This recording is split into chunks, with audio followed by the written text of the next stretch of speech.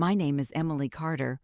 I am 33 years old, and I built Whitmore Brewing Company out of my mother's handwritten recipes and a business loan I spent 4 years paying off, until the morning I came home from a 2-week trip and found a new sign bolted over the front door with another man's name on it.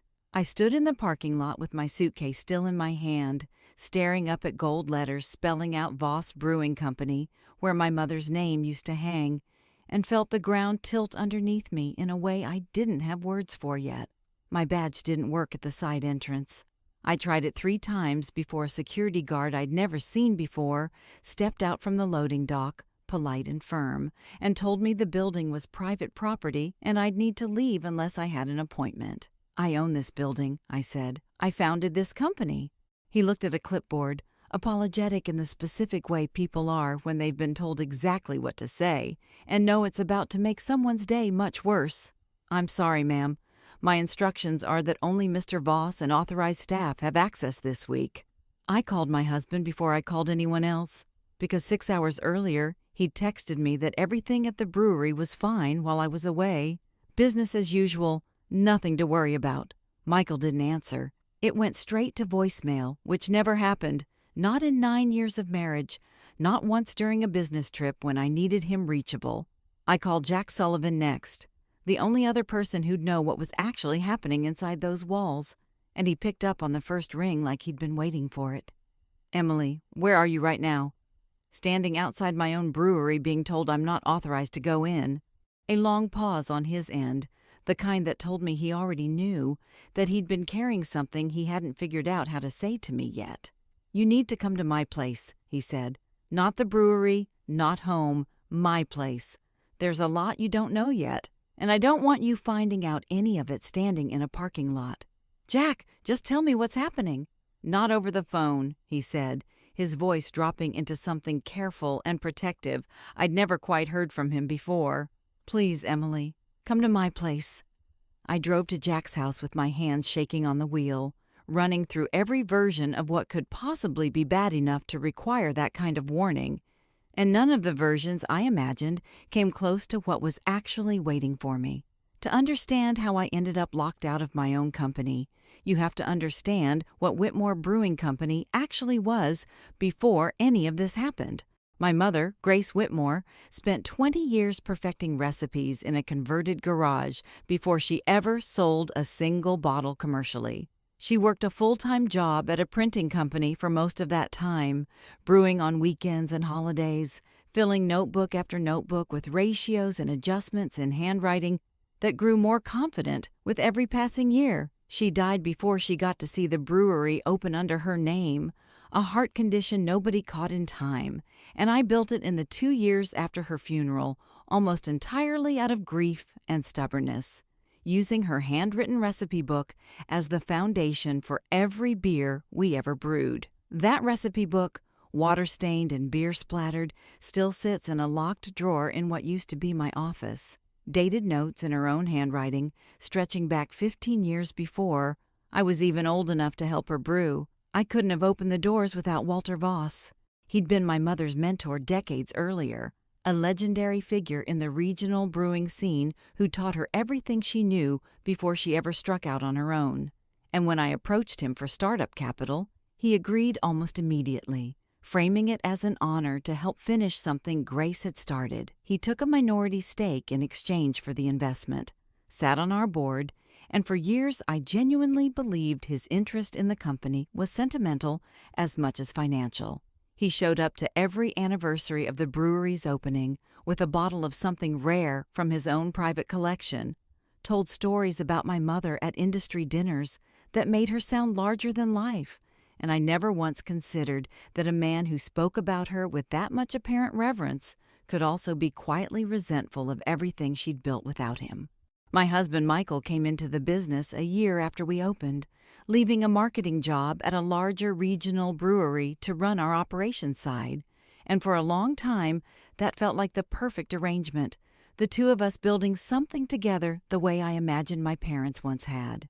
We married 18 months later in the brewery's own courtyard, string lights strung between the fermentation tanks, my mother's favorite song playing from a small speaker, because I couldn't afford a live band and didn't care. I remember thinking, standing there in a borrowed dress, that I'd found someone who understood exactly what this place meant to me. Jack Sullivan had trained alongside my mother in her early years, a quiet, steady brewer who'd stayed close to our family long after her death, consulting on our recipes, showing up for every hard season without ever needing to be asked twice. He helped me troubleshoot a failed batch the week before my wedding, staying until 2 a.m. to save a fermentation tank that would have cost us thousands if it had turned. Michael thanked him with a handshake the next day and went back to talking about marketing budgets. I never let myself examine too closely why Jack's presence always settled something in me that Michael's never quite did, because examining it felt like admitting something I wasn't ready to admit. Jack answered his front door before I even reached the porch, and one look at his face told me whatever he needed to say. He'd been dreading saying it for a while. "Just tell me," I said, standing in his doorway with my suitcase still gripped in one hand. "Whatever it is." He led me inside and sat me down at his kitchen table before he spoke. Walter's been telling people around town for weeks that the ownership structure was changing. I thought it was just industry gossip until 3 days ago, when I saw Michael's car parked outside Walter's office building at 11 at night. I went to check on him, thought maybe something was wrong. I saw him through the window with Vanessa Reed, Walter's marketing director. He paused, choosing his next words carefully. "It wasn't a business meeting, Emily. I'm sorry. I should have called you the second I saw it, but I didn't know how to say something like that over the phone while you were still on a plane home." I sat very still, feeling something in my chest go quiet and cold instead of loud, which surprised me more than the news itself. "How long?" I said. "I don't know. Longer than 3 days, based on how comfortable they looked." I didn't cry in Jack's kitchen. I sat there running through 9 years of small details that suddenly rearranged themselves into a different shape. The late nights he claimed were operational meetings, the way he'd started angling his phone away from me at dinner, the trip to the coast for a supplier conference that he'd insisted didn't need me along. "I need to see it myself," I said. "Not because I don't believe you, because I need to stop wondering." Jack didn't try to talk me out of it. He drove us both to Walter's office building that same night, parking across the street in the shadow of a closed hardware store. And we didn't have to wait long. A little after 10, a light was still on in the second-floor corner office, blinds only partly drawn, and I watched through the gap well enough to understand everything I needed to understand within about 4 seconds. Michael's jacket over the back of a chair, Vanessa Reed's laugh carrying faintly through the glass. The particular, unhurried familiarity of 2 people who'd stopped being careful a long time ago. I didn't go up there. I didn't bang on the door or make a scene in a parking lot the way some wounded part of me wanted to. I sat in Jack's truck with my hands folded in my lap, watching my marriage confirm itself as over through a lit window I had no intention of climbing through, and felt something in my chest go quiet and cold instead of loud, which surprised me more than the sight itself. "There's more," Jack said quietly once we'd pulled away, and I could hear how much he didn't want to be the one telling me any of it. "Walter didn't just start talking about ownership changes randomly. Michael has power of attorney for the business, remember, from when you set it up in case something happened while you traveled. 2 weeks ago, while you were away, he used it. He signed the brewery's controlling interest and the rights to your mother's recipes over to Walter." The room tilted again, the same way the parking lot had. "Michael wouldn't do that," I said, even as I heard how thin the sentence sounded coming out of my own mouth. "I think he did it because Vanessa convinced him there'd be something in it for both of them once Walter fully controlled the company. A new position, money, a future that didn't include you standing in the way of it." I drove home that night to an empty house, Michael's car nowhere in the driveway, and sat on our front steps until almost 2 a.m, turning the same question over without finding an answer that made any of it hurt less. I didn't call him again. I didn't need to hear his voice explain any of this to me before I understood exactly what I was going to do next. Jack came by the following morning with 2 cups of coffee and a folder. His brewing supplier contact had helped him pull together overnight. Invoices and shipment records showing Walter's company had quietly begun reordering supplies. under a new business name 3 weeks before I'd even left for my trip. 3 weeks. Long enough to mean this hadn't been an opportunistic decision made while I was away. It had been planned before I ever boarded that flight. He needed you gone to make the move clean, Jack said, sliding the folder across my kitchen table. And he needed Michael compromised enough to sign without asking too many questions. I called Carla Higgins, our head distributor, before I called anyone else, needing to know how far the damage had already spread through the people who actually kept this brewery in business. She confirmed what I was afraid of. Walter's assistant had reached out to 3 of our biggest accounts the week before, introducing the rebrand as a smooth transition of ownership, framing it as something I'd already agreed to. 2 of the 3 had tentatively signed new agreements before I'd even landed back in the country. I want you to hold off finalizing anything with him, I told her. Give me 1 week. Emily, if this is a fight over paperwork, that's going to take longer than a week to untangle. It's not going to be a fight over paperwork, I said, though I didn't yet know how right that sentence was about to become. What about the recipes? I said, turning back to Jack once I'd hung up. My mother's recipes aren't in any corporate filing. They're handwritten. They're mine. That's the part that worries me most, Jack said, because 2 days ago, someone requested access to the archive room where you keep her original notebook. Building records show it was Walter's assistant, using Michael's key code. I felt my stomach drop in a way that had nothing to do with the affair anymore. My mother's recipe book wasn't just sentimental. It was the only original proof that every formula in that brewery had come from her, not from Walter, not from anyone else who might now try to claim authorship once the company's name changed hands entirely. We need to get that book out before he realizes we know, I said. We didn't get the chance to move quietly. 2 nights later, Jack called me just after midnight, his voice tight with an urgency I'd never heard from him before. Emily, get to the brewery right now. Someone tripped the fire alarm on the archive floor. I'm already on my way. I broke every speed limit getting there, pulling into the lot to find smoke curling from a cracked window on the 2nd floor, an orange flicker visible behind the glass where the archive room sat, exactly where my mother's original notebook lived in a locked drawer. My hands were shaking so badly I nearly dropped my phone twice trying to call the fire department while still driving. And some distant, rational part of my mind registered that I should probably pull over before I caused a second emergency on top of the first one already unfolding. Jack's truck screeched in right behind mine, and the 2 of us ran for the side entrance together, my badge somehow still working on the emergency override that fire codes required regardless of who currently claimed ownership. We found Walter Voss standing just inside the archive room, a metal trash can smoldering beside an open file cabinet, papers curling black at the edges, my mother's notebook lying open on the desk beside him with several pages already torn loose and scorched. The smoke alarm's shrill pulse cut through everything, red emergency lighting washing the room in strobing color. And for a moment, I simply stood in the doorway, unable to make my legs move any closer. The smell of burning paper and old ink hitting me harder than I expected it to. Walter, I said, and my voice came out steadier than I expected, cutting through the smoke and the sudden shock of seeing a man I'd trusted for most of my life standing in the middle of a fire he'd clearly set himself. He turned, and for one unguarded second I watched real fear cross his face, before it hardened back into something more calculating. This isn't what it looks like.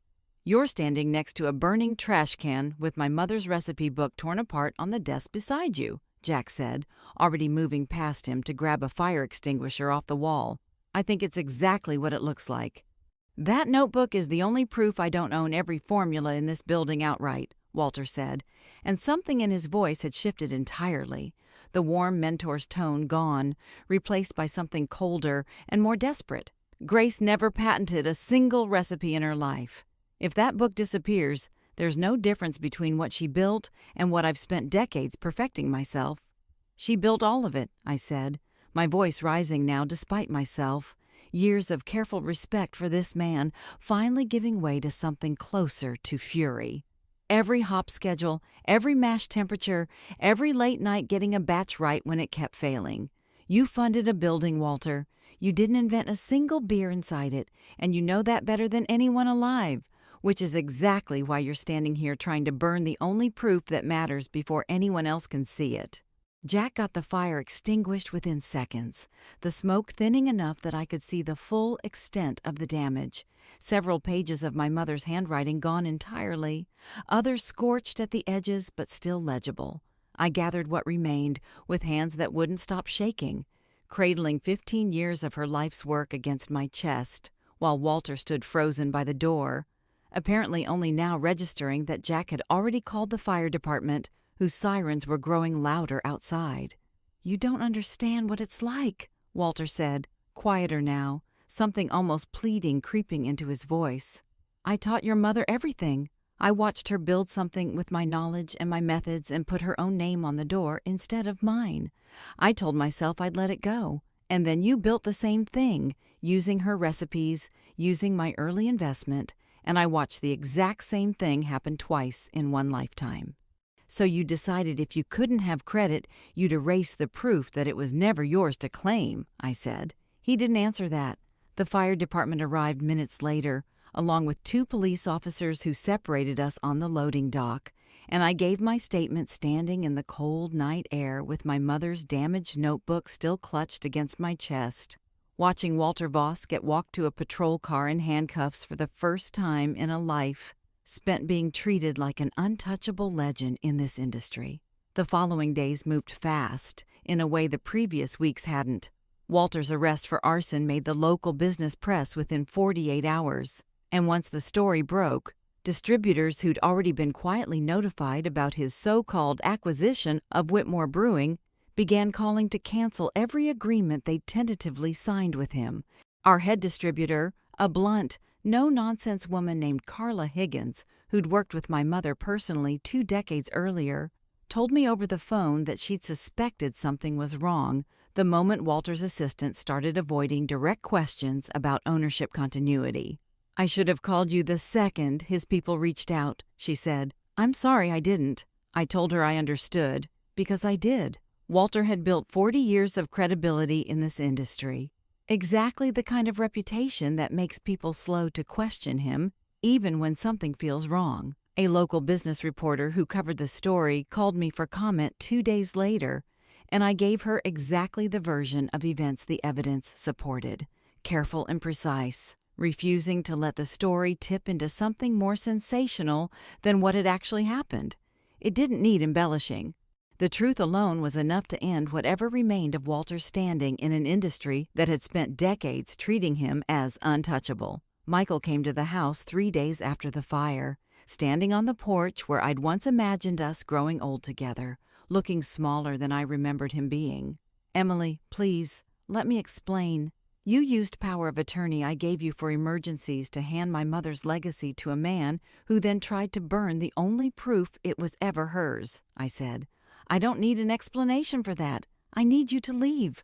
Vanessa didn't mean for any of this." "I don't care what Vanessa meant," I said, and I watched something in his face finally understand that whatever he'd hoped to salvage between us had already burned down alongside that archive room. "You slept with another woman for months while lying to my face about late meetings. And then you signed away everything my mother built because she convinced you there was something better waiting on the other side of betraying me. Those aren't 2 separate mistakes, Michael. They're the same mistake, made twice, in the same 9 months. "I never meant for you to lose the brewery," he said, his voice cracking. "I thought Walter would keep you on. I thought it would still be yours in every way that mattered. You thought wrong, and you didn't think hard enough to check before you signed it away," I said. "You didn't call me. You didn't ask a single question. You just decided 9 years of my life, and my mother's whole life before that, was worth less than whatever Vanessa promised you." He didn't have an answer for that. He never really did by the end. I watched him walk back to his car in the dark, and I didn't feel the relief I expected to feel watching him go. I felt exhausted, the particular exhaustion of finally putting down something I'd been carrying without realizing how heavy it had gotten. I filed for divorce the following week, and I didn't feel the particular grief I expected to feel signing those papers, mostly because the marriage I was grieving had apparently ended months before I found out about it. Vanessa Reed came to see me once. unannounced, a week after Walter's arrest, finding me in the parking lot as I was locking up for the night. She looked smaller than I remembered from the one industry dinner where I'd been introduced to her years earlier, her usual polished composure worn thin at the edges. "I know you probably don't want to hear anything I have to say," she said, "but I wanted you to know Walter used both of us. He told Michael there'd be a leadership role waiting once the acquisition went through, and he told me the same thing, framed differently, enough that neither of us ever compared notes until it was already too late to matter." "That doesn't change what you did," I said. "You knew he was married. You knew what this was going to cost." "I know," she said, and for a moment something genuine broke through the practiced apology. "I'm not asking you to forgive it. I just didn't want you to think I never understood what I was part of."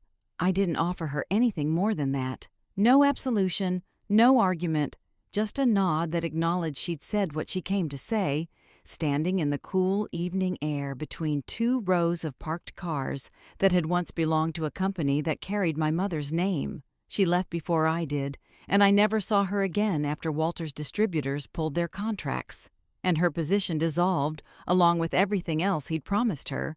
Walter's case moved through the courts slowly over the following months, arson and attempted fraud charges eventually resulting in a plea agreement that stripped him of his stake in the company entirely and required restitution for the damaged archive materials, though no amount of restitution could restore the pages that had burned completely. Michael, last I heard through people who still talked to both of us, left the region for a job at a brewery 2 states away, the kind of quiet disappearance people make when staying somewhere means running into the consequences of their choices every single day.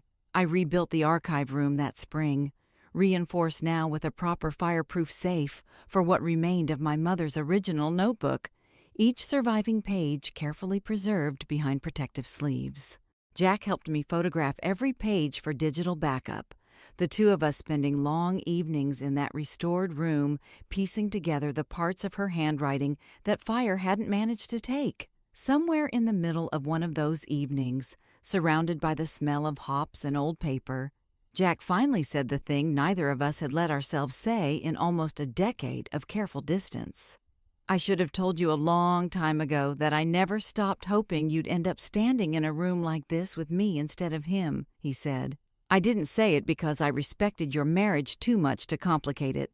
I'm not respecting anything by staying quiet anymore." I looked at him across the desk where my mother's book once sat whole, at a man who'd shown up for every hard season of my life without ever once needing to be asked, and understood that some kinds of loyalty had been standing in plain sight the entire time I was too busy protecting someone else's version of loyalty to notice. "I've known for a while, too," I said. "I just didn't think I was allowed to know it."